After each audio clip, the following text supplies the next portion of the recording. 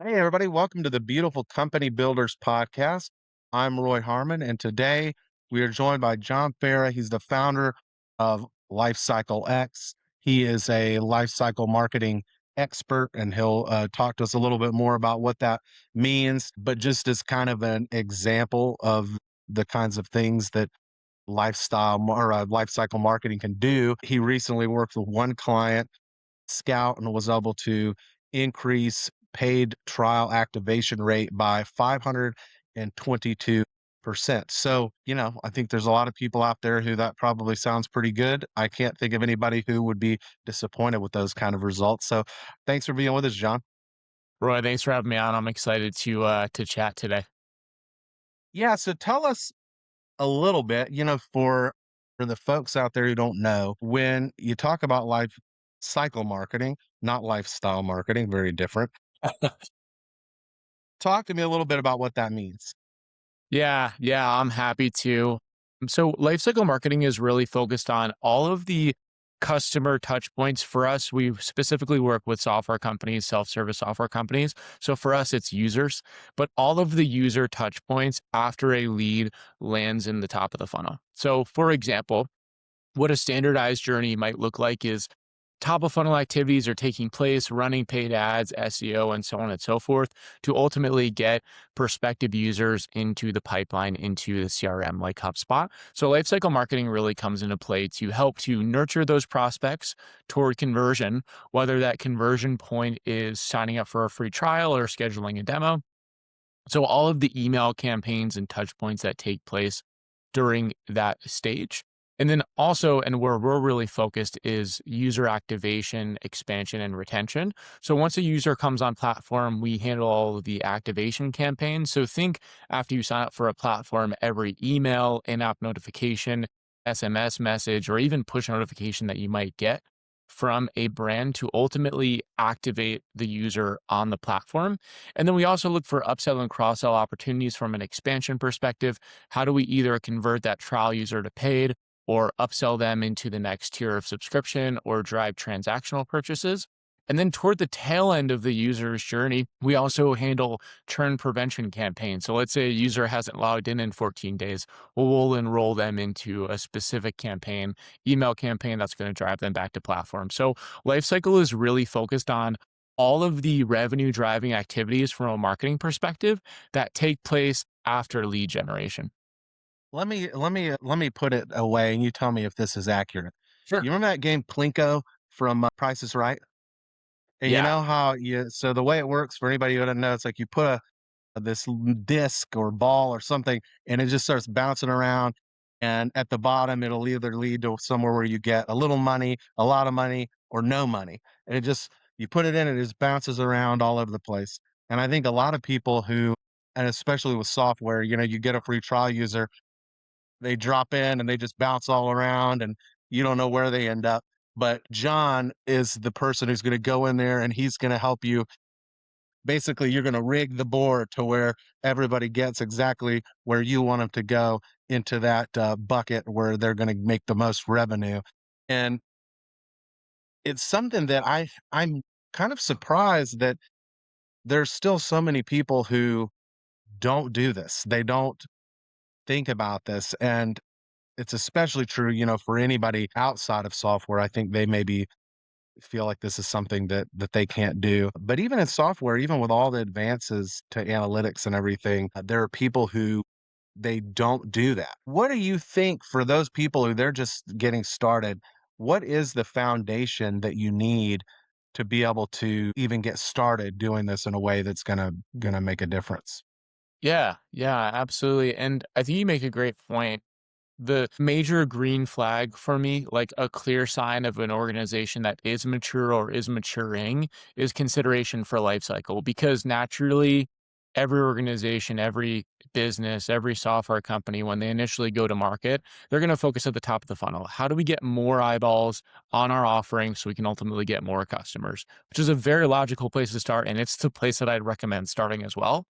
But then organizations with maturity are looking further down in the user's journey and identifying where can we turn revenue knobs using lifecycle later in the user's journey with us, right? So it's a real sign of maturity, at least from what I've seen. And as far as where organizations can start or where they should start is we implement what I call a bottom up methodology. So we have like a reverse funnel as far as our approach for implementing lifecycle marketing programs. So we start the foundation, we can use building a house analogy. At the foundation of our house is data. So we ultimately start with the data orchestration and infrastructure that we need to ultimately then inform our MarTech, our marketing platform. So the foundation of the house is the data infrastructure that we have, the data that we can tap to inform our campaigns. And then as we're building the first floor to the house, we're building things like MarTech. So we're looking at platforms like HubSpot, Customer IO, Braze. So we're funneling all and syncing all of for us, it's a lot of event data. We're looking at what sort of activity is taking place on platform and the data that we have about each individual user. So then we're syncing that to the marketing platforms, the MarTech. And then as we look to build the roof, that's where we're looking at campaigns. So what sort of emails do we want to send? What sort of personalizations do we want to add? What sort of text messages and in-app notifications? The major error that we see is that organizations start at the top. They start with building the roof. They start with the campaigns. And typically how you see this come to life is new user signs up and every user gets the same 9 emails on the same schedule with no personalization, no unique one-to-one experiences based on the data that we have about them. So they're very void of personalization and one-to-one experiences to guide the users through their experience. More so, they're just like standardized templated marketing content that ultimately falls flat from a performance perspective. So on the data side, is some of the data, you talked about event tracking. What are the things that make the biggest difference? And maybe you could kind of relate that to the idea of like the life cycle and how that data is going to help you figure out where they're at. Yeah, that's a great question. So before we even jump into the data, we're typically looking at the user's experience strategy. So the journey map that we ultimately want each individual user to follow. Now, when you go on any platform, there are based on the user's use case, there are always a few steps in which you want them to take, ultimately leading them toward what we call the first aha moment. So that's where the value proposition clicks, the value proposition in which they wanted in the first place. And then we have full activation. That's when a user has fully adopted the platform. They see the entirety of the value proposition. So what our strategy is really focused on is driving toward these micro conversions. For example, a user signs up. Okay, they experience tool number one, then tool number two, and then step number three is adding a team member so that we start to see them, spreading usage of the platform across their organization. So once we've identified that strategy, the micro conversions that we want for users when they come on platform, then from there we reverse engineer the data that we need to inform that strategy. So for example, the data that we would need from platform is has a admin added a team member, invited a team member? If no, we enroll them in this campaign at this stage. If yes, then we do this, right? So we're looking at event data and attribute data for each user solely depending on the strategy that we want to bring to life. So a lot of it is the foundation is attribute data. So that's like my name is John, my last name is Farah, I'm bald, right? So those are the attributes that we have about the individual users. And then the event data is what sort of steps are taking place on platform or aren't taking place that are ultimately going to inform the campaigns that we enroll each individual user in to achieve those micro steps, those micro conversions, we call it. Is that something that your team works with your clients on to actually help them figure out like, okay, I said you see here, if they do X within the first 3 days, that increases the likelihood that they're gonna upgrade. We need to create some campaigns around that. Is that some of the work that you do?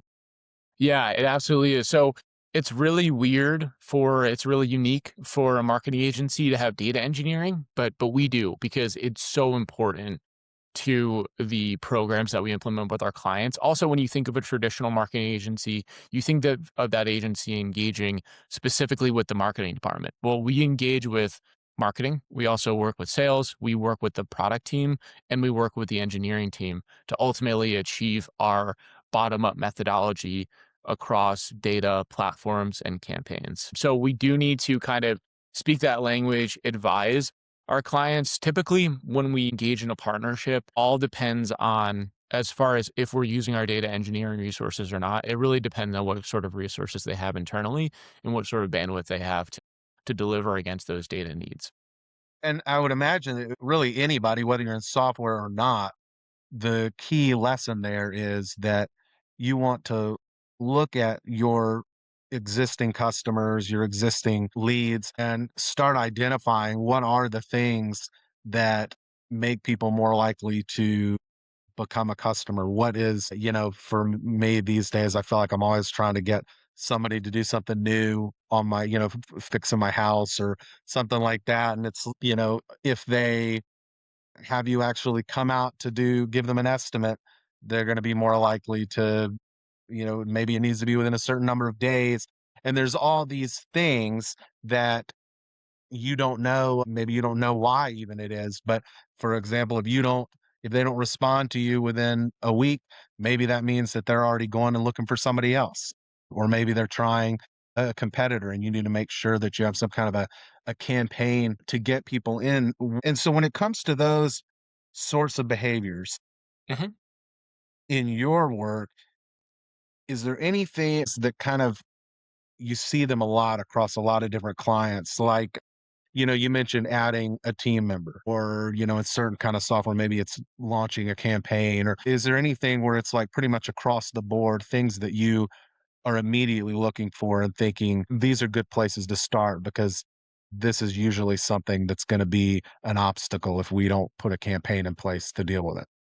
Yeah, yeah, absolutely. So there are kind of two areas that I'll speak to for this. The first of which is pre-purchase and the other is post-purchase or sign up. So many organizations miss the opportunity, like you mentioned there, to implement campaigns around lost leads. So a prospect that is evaluating a competitor, they fell out of the pipeline. So what we really like to implement are long tail lost lead automation campaigns where once a lead is marked as lost, we engage them for the long term to make sure that we remain top of mind and a valuable alternative while they evaluate what else is out there. And then after post sign up, what we're really focused on is time to value.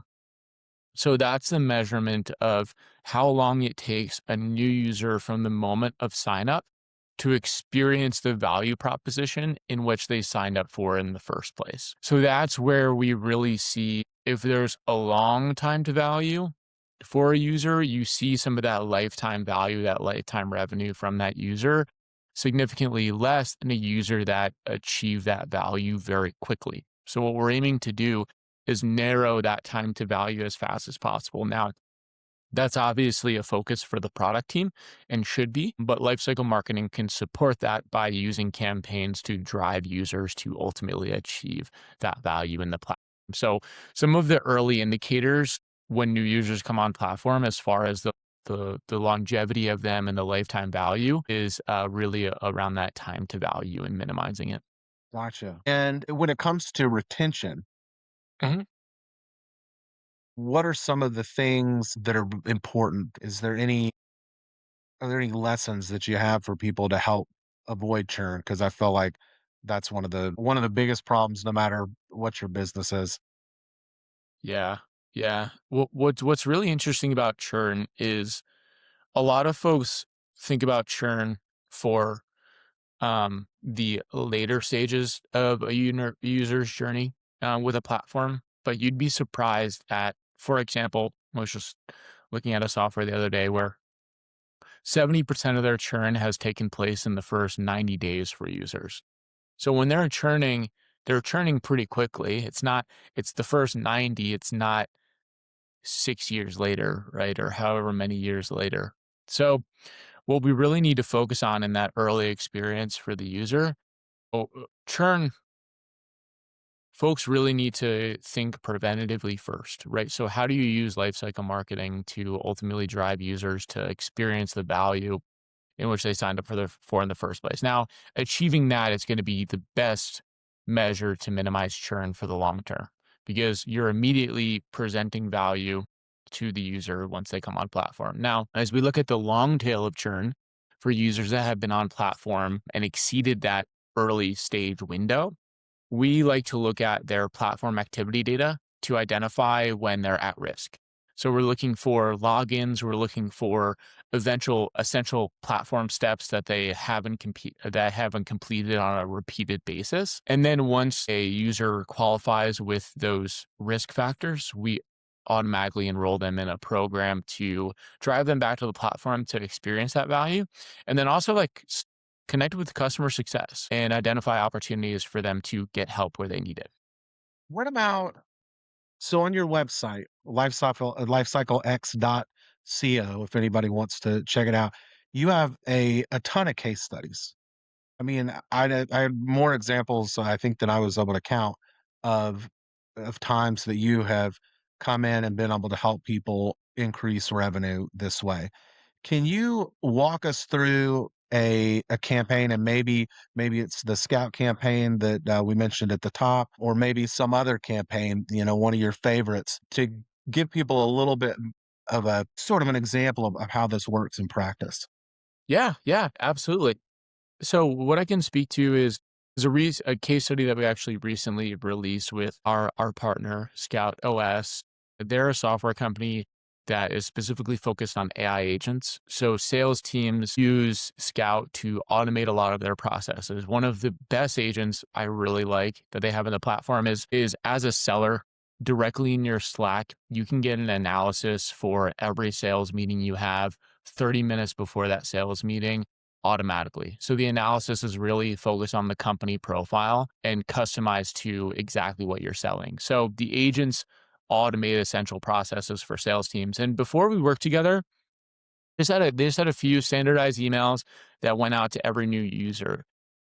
The the trial user activation, so the number of trial users that were actually engaging with an agent in the platform was in the single digits. It was somewhere around like 6%. And after we implemented our lifecycle marketing program, we increased that to in the 44 low 40, like 41%. So it's about a 522% increase. Ultimately, what our program, lifecycle marketing program, is focused on for Scout is when a trial user signs up, we've identified all those micro conversion steps we want them to take to ultimately achieve the macro value, then schedule a demo call with the sales team and become a customer, ultimately driving a lot of lifetime value. So those micro steps that we focus on for Scout, the first of which is once you log in with the platform, engaging with a pre-built agent. So an example of a pre-built agent that exists in the platform already is a RFP analyst. So you can tell the agent the product or service that you offer, and then you also upload an RFP request, and it helps you complete that RFP request and put together a really exciting offer. So there are some pre-built agents that already exist in the platform, and that's the first step that we're driving trial users to see that aha moment, like, oh my gosh, this process that would normally take me 10 to 15 hours now takes me 2 to 3 because of the Scout platform. And then as they progress in their journey, we are guiding them through other essential steps to ultimately achieve full activation. So those additional steps are things like using workflows. Workflows are the opportunity to connect to multiple agents and then connect those agents to other platforms like your CRM or your Google Docs and so on and so forth. And then additional steps from there are things like adding a database. If you add a database to Scout with all of your company information, you can then use a sales engineer agent to answer all the technical questions that your customers have. So what we identified for Scout are all those micro conversions we want to drive users through. And then we specifically aligned the lifecycle marketing campaigns with those individual steps, driving more users to AHA and full activation, 522% more.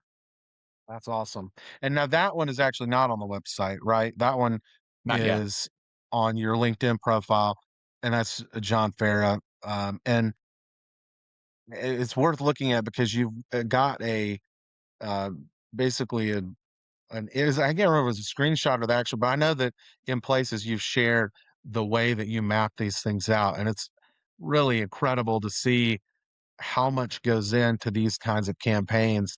And if you think about the fact that, first of all, I know you can always be updating these, but in a lot of ways you're putting something in place that's gonna deliver continuing value, just from the fact that you put the work in one time. And when you see the amount of touches that people get and the value that you're providing to them by making sure that they know what they're doing, giving them that. I mean, I think we've all had that experience of using some software and we just don't know we don't know what we're supposed to do, and we just move on and do something else.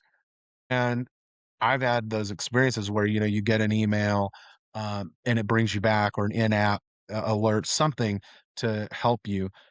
Uh, and you've talked about being helpful at scale, and I mean, I think that's, as somebody who kind of, my background's in inbound marketing, that idea of being helpful and creating value is really I think it should be your number one goal in marketing. Can you talk a little bit more about that?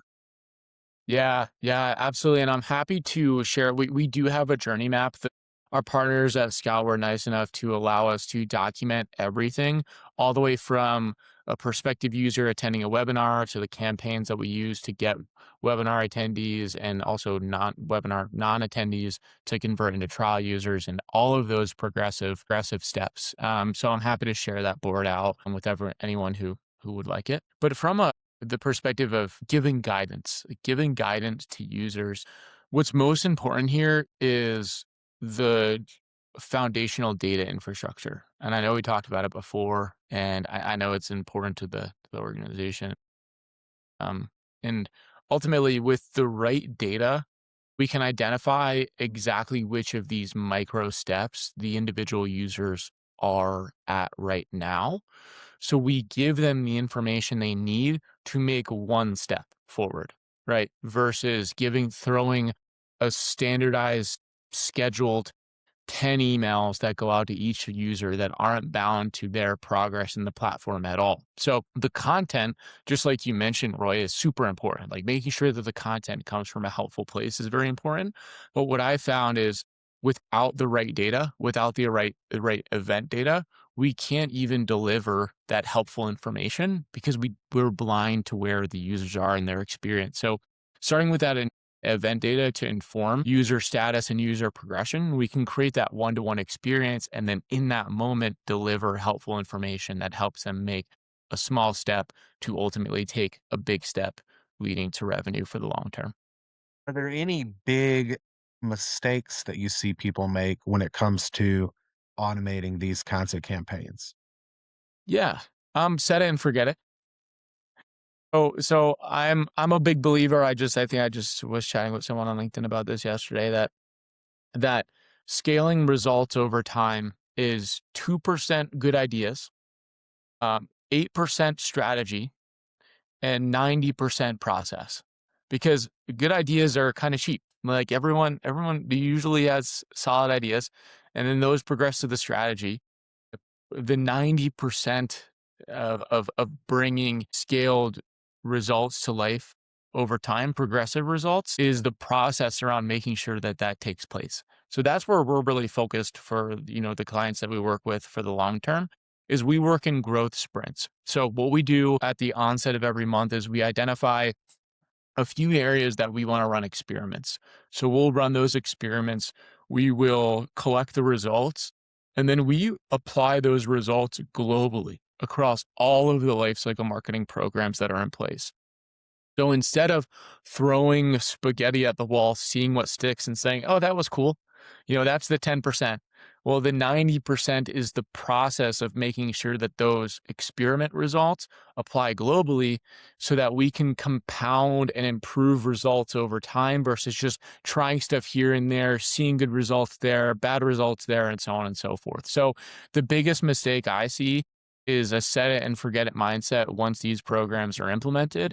and forgetting the process around scaling results over time to ultimately achieve the revenue results that lifecycle marketing can impact. On the data side, which yeah, I mean, I just I don't think there's any I don't think you can place too much emphasis on that piece. Is there a are there things that you recommend that people that everybody track? Is there anything, and is there anything that you recommend to people or that you do yourself when you're trying to figure out what do we need to be able to see on our dashboard for this? Yeah, that's a good question. The issue that I see, well, the issue that I hear from a lot of our prospective clients and the clients that we work with is they've had an internal lifecycle marketer before, and that individual was typically promoted from being an email marketer, where as an email marketer, everything's kind of like dictated to you.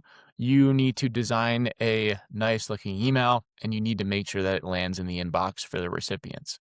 But what that is completely void of is understanding of the product. So you asked, are there a few specific events that we need to make sure we're tracking for lifecycle marketing? Well, my recommendation would be to kind of roll up your sleeves and dig into it with the product team. That's always where we start is understanding the intent behind how the product is built, the ultimate goal for users as they progress through the product and their experience in product, and ultimately using that information to then inform the data that you want to push to marketing platforms to inform enrollments, personalization, and how individual users are marketed to. At the very, very basics, we need all of the attribute data for each individual user that we can possibly collect. And then as a bonus, we get the event data, and that's really where we can create the one-to-one experiences. But as far as the best place to start with data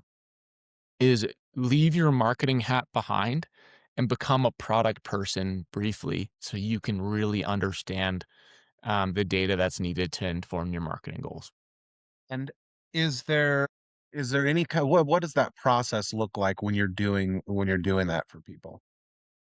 Yeah, yeah, absolutely. So anytime that we're meeting with a prospective new partner, we have a three-step process. So the first step and the first meeting is ultimately to kind of get up to speed on where they need help, what they've tried before, and gather that context on the essentials. From there, we move into a full discovery phase. This usually includes the discovery that we're doing on our own. So that'll include things like experiencing the platform just as a user would, evaluating the MarTech, the marketing platforms that are in place already, what's in there, what sort of information do we have. That'll also include an hour-long discovery interview with all the stakeholders. So that'll include the marketing team, the sales team, the product team, the engineering team as well, so that we can uncover all of the information we have at hand so that we ultimately identify the data and information and platforms that we might need to actually implement a lifecycle marketing program. And then during that discovery interview, we have the opportunity to ask the product team all the essentials that we need as far as how our users intended to progress through the platform. Obviously, do we have that data today, that event data? How do we sync it to the MarTech platforms? And so on and so forth. And then lastly, we arrive at the entirety of the strategy that we recommend implementing in our partnership.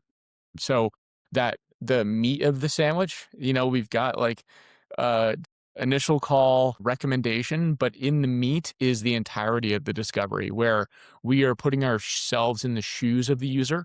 We're evaluating the MarTech platforms and we're interviewing all the stakeholders so we know kind of what's at play across sales, marketing, product, and engineering as well. Awesome. Yeah. Well, thank you very much for being on the podcast. I want to make sure everybody, so lifecyclex.co, you got a lot of case studies, ton of great information about what you do and how it works. And then on LinkedIn, JONFARAH, you've got a ton of great content there. Is there anywhere else that people should be looking for you to get more insights? No, that's great. Reach me on LinkedIn. Feel free to shoot me a message on my personal profile, and I'm happy to help with all things lifecycle marketing. All right. Thanks a lot, John. Awesome. Thanks, Roy. Bye bye.